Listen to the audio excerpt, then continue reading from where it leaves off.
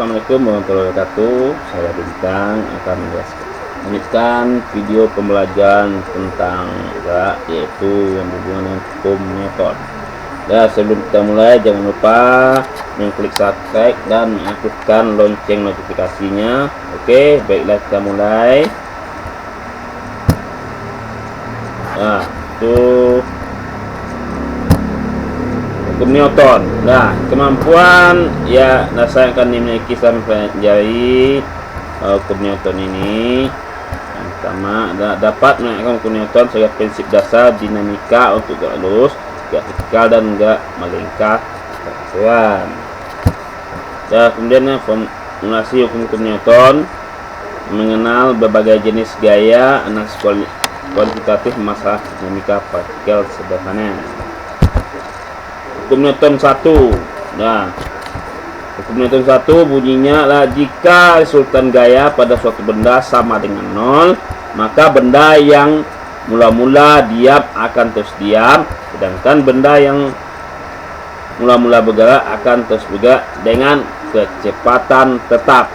Jadi secara matematis dapat disimpulkan sigma F sama dengan 0 untuk benda diam atau benda bergerak lurus beraturan.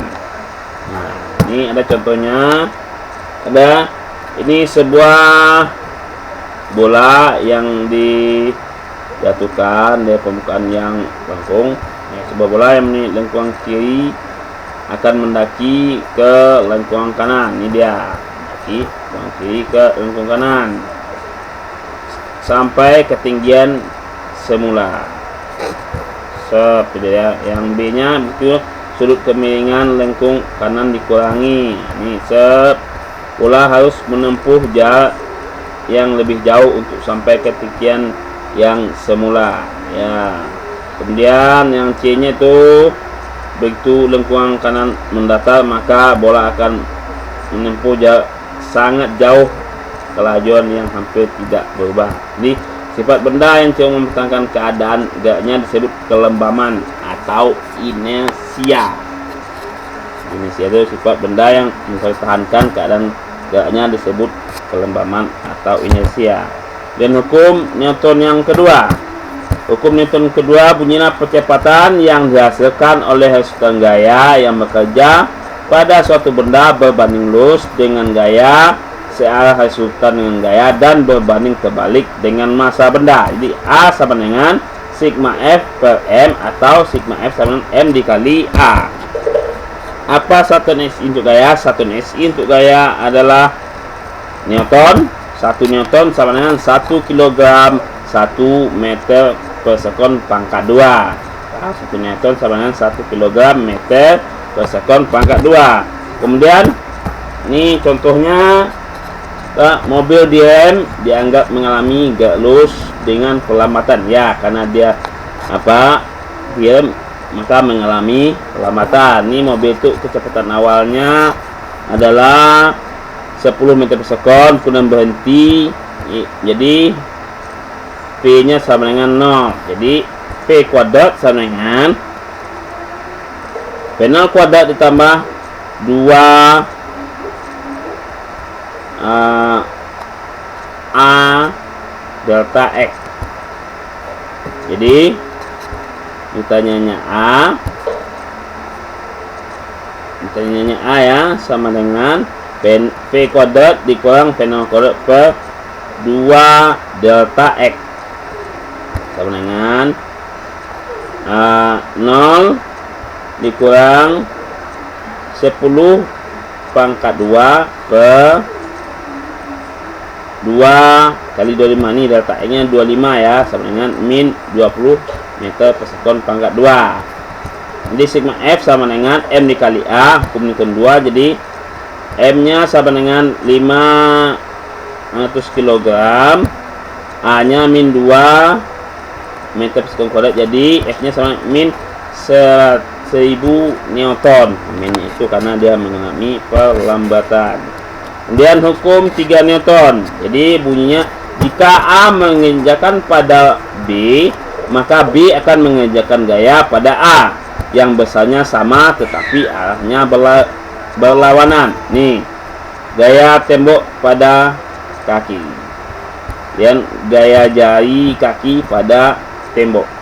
Kita mendorongnya ya. Jadi berapapun banyak gaya yang kita berikan, sebanyak itu pula yang dikembalikan kepada kita. Jadi hukum Newton 3 dinyatakan sebagai aksi sama dengan min reaksi. Ini contoh hukum 3 Newton dalam keadaan sehari. Ini aksi adalah Anda mendorong lantai ke belakang, nya lantai mendorong Anda ke depan. Kemudian orang berenang, aksinya tangan mendorong air ke belakang, aksinya air mendorong Anda ke depan. Kemudian ini saat orang lari ya, telapak kaki mendorong papan ke belakang, akhirnya papan mendorong ke depan. Ini orang menembak ya, perlu mendorong senapan ke belakang, akhirnya senapan mendorong peluru ke depan. Ini aplikasi Newton pada produk teknologi. Ini contohnya roket menyembuhkan gas panas ke bawah, itu aksinya. Sebagai reaksinya gas panas mendorong roket itu ke atas. Ini diagram mesin jet, penyuntik bahan bakar. Ini ada suhu, ini sudu turbin, ini gas buang jet, udara masuk kompresor. Apa aksi dan reaksi dapat saling meniadakan? Jadi pasangan aksi dan reaksi adalah aksi dan reaksi bekerja pada benda yang berbeda, sehingga aksi dan reaksi tidak saling meniadakan. Apa yang berbeda ya. Ini kemudian ini contohnya FBK. Bola. Bola bereaksi menyatakan FKB. Pada kaki Anda kanan pada bola. B bekerja tunggal FBK, gaya gesekan diabaikan, maka bola bergerak. Kemudian itu apa itu gaya berat? Nah, ini contohnya seperti berjalan di bumi. Ini dia bola. Gaya berat itu selalu menuju pusat bumi.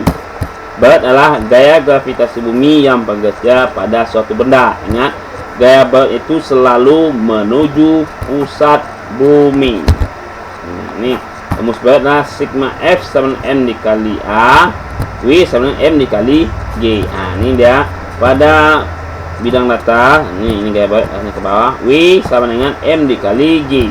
Ini pada bidang miring juga gaya berat selalu menuju pusat bumi. W sama dengan M kali G. Ini pada yang digantung juga W-nya sama dengan M dikali G, menuju pusat bumi juga. Ini yang menempel di dinding, jadi gaya beratnya selalu menuju pusat bumi. W sama dengan M dikali G. Apakah gaya normal itu? Gaya normal adalah gaya yang bekerja pada bidang sentuh antara dua permukaan yang bersentuhan, yang arahnya selalu tegak lurus pada bidang sentuh. Ini buku, gaya beratnya ke bawah. Dan normalnya itu dia ke atas.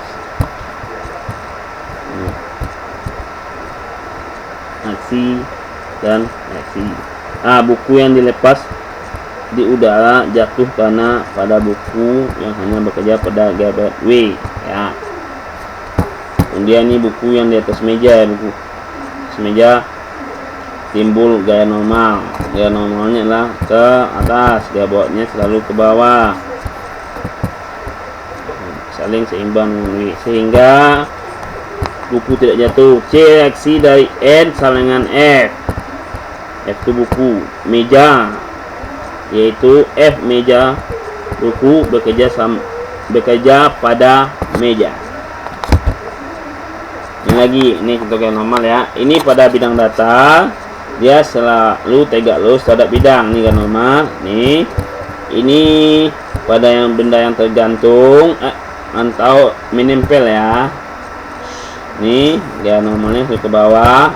Ini di dinding juga tegak lurus terhadap bidangnya, bidang sentuhnya. Ini pada bidang miring juga tegak lurus terhadap bidang sentuhnya. Dan apakah itu gaya gesekan? Definisinya gaya gesekan termasuk gaya sentuh yang muncul jika permukaan dua benda bersentuhan secara langsung secara fisik gaya gesekan searah dengan permukaan bidang sentuh dan berlawanan dengan kecenderungan arah gerak. Kita ke depan, berarti gaya gesekannya ke belakang. Contohnya itu. Ketika Anda menyentuh sebuah benda dan benda tidak bergerak, maka gaya gesekan pada benda adalah gaya gesekan statis, seperti gaya gesekan yang diam. Jika benda bergerak, maka gaya gesekannya gaya gesekan kinetis. Apakah gaya tegangan tali itu? Tegangan tali adalah gaya tegangan yang bekerja pada ujung-ujung tali karena tali tersebut tegang. Jika tali dianggap ringan, maka gaya tegangan tali pada kedua ujung tali untuk tali yang sama dianggap sama besar. Ini dia ya, contohnya gambarnya. A dengan B, A menarik B, B menarik A, ini B menarik C, C menarik B. Ini dia. Ini konsep gaya sentripetal. Ya, gaya sentripetal itu menuju pusat lingkaran. Ya, AS sama dengan P kuadrat per R sama dengan omega kuadrat kali R. Fs sama M dikali AS, Fs sama dengan M. AS itu dia omega kuadrat kali R, atau sini P kuadrat per R. Ini dia P kuadrat per R sama juga M dikali omega kuadrat R. Ingat, arah gaya sentripetal menuju pusat lingkaran. Asal gaya sentripetal Fs sama dengan T. T sama dengan M dikali P kuadrat per R. Ini seperti kita ada bola atau batu, yang kita ikat dengan tali, kemudian kita putarkan. Ini dia. Ini kita putarkan nih orbitnya. Inilah ada tegangan tali sama juga gaya sentripetal, gaya menuju pusat bumi. Dapatkah sebuah mobil membelok pada tikungan jalan horizontal licin? Mobil sangat sulit atau hampir tidak mungkin membelok pada tikungan jalan horizontal yang licin. Kalau licin dia nggak bisa belok. Itu aja lah. Ini gaya gesekan hampir dengan nol. Jadi mobil baru dapat membelok jika tikungan jalan horizontal tersebut kasar, sehingga gaya sentripetal pada mobil yang tersebut adalah gaya gesekan antar permukaan jalan horizontal kasar pada keempat ban mobil. Ini dia. Ini kalau licin maka tidak bisa dia berbelok.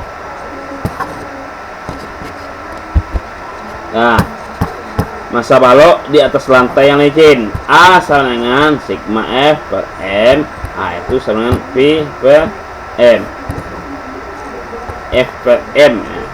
Dan ini kan P per F ya. A sama dengan sigma F per M. Ini A sama PX per M sama dengan P cos alpha per M. Ini dia. Ini P ini adalah gayanya ya. Gaya horizontal. Ini dia sebuah benda. Ini bidang yang licin.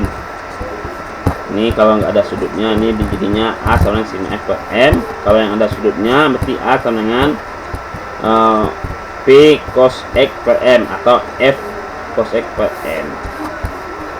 Ya, kalau terhadap sumbu X dia menjadi cos, terhadap sumbu Y dia sin. Masalah dua benda yang dihubungkan dengan katrol. Nih, dihubungkan dengan katrol. Ini dia benda. Ini ada dua benda. Ini yang satu, ini dengan talinya. Ini ada percepatannya ya. Ini dia positif. Kemudian ini fungsinya. Kemudian tergantung. Ini M2. Ini dengan tali. Ini ada percepatan. Jadi sigma Fx sama dengan M1 kali A. T-nya sama M1 kali A. Sigma Fy sama dengan M2 kali A. Jadi N2G, nah ini M2. Ini karena gaya gravitasi bumi ya, N2G dikurang T. Ini T-nya adalah tegangan tali. sama dengan M2A. Jadi A sama dengan M2 per M1 tambah M2G. Jadi T sama dengan M1 M2 per M1 tambah M2 kali G. Itu untuk pegangan tali. Kalau kecepatannya M2 per M1 tambah M2 kali G. Masa benda bergerak pada bidang licin. Pada masalah benda yang bergerak pada bidang miring licin. Ini contohnya. Sebuah mobil bergerak pada masa 500 kg meluncuri dari keadaan diam pada jalan miring tertutup es. Ini dia. Mobil pada bidang miring tertutup es. Di sini gaya normal yang dikerjakan pada jalan. Ini gaya normalnya. Ini X-nya hebat mg cos alpha. Ini terhadap sumbu Y jadi mg sin alpha. Jadi sigma Fy sama dengan 0, N dikurang mg cos alpha sama dengan 0, N nya mg cos theta ya, di M nya 500, G nya 10, cos nya ini dia membentuk sudut 30, cos 30 lah setengah angka 3. Jadi 500 kali 10 itu 5000 bagi 2 menjadi 2500 angka 3 Newton. Kemudian ini mobil bergerak menuruni jalan sumbu X dengan kecepatan A. Sigma Fx sama dengan M kali A. Sigma Fx itu adalah mg sin alpha ya, M kali A. Di kecepatannya bidang miring licin A sama dengan G sin theta. A sama dengan 10 sin. Ini dia ya, turun di sini. Ini 10 sin sin 30 itu setengah. Jadi setengah kali 10 adalah 5 meter per sekon pangkat 2.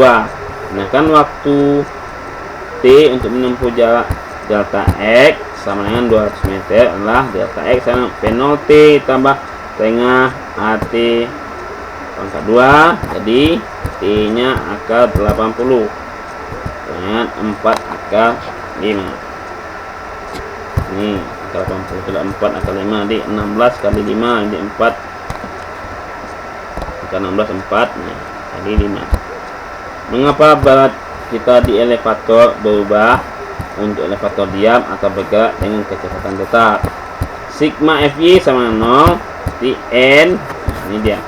Dan normalnya ke atas, ini kan beratnya ke bawah. N dikurang mg sama dengan 0. N sama dengan m kali g. Untuk elevator sedang bergerak dengan kecepatan A, sigma Fy sama dengan 0. N dikurang mg sama dengan 0, N sama dengan mg ditambah ma. Di elevator bergerak ke bawah sehingga A harus diberi nilai negatif. Tadi ke bawah ya. Elevator bergerak ke atas, A nya harus bernilai positif. Kalau ini bergerak ke bawah dia itu negatif. Kalau dia bergerak ke atas itu dia positif. Tidak melingkar, tidak vertikal. Sudah. Sekian dulu, terima kasih. Assalamualaikum warahmatullahi wabarakatuh.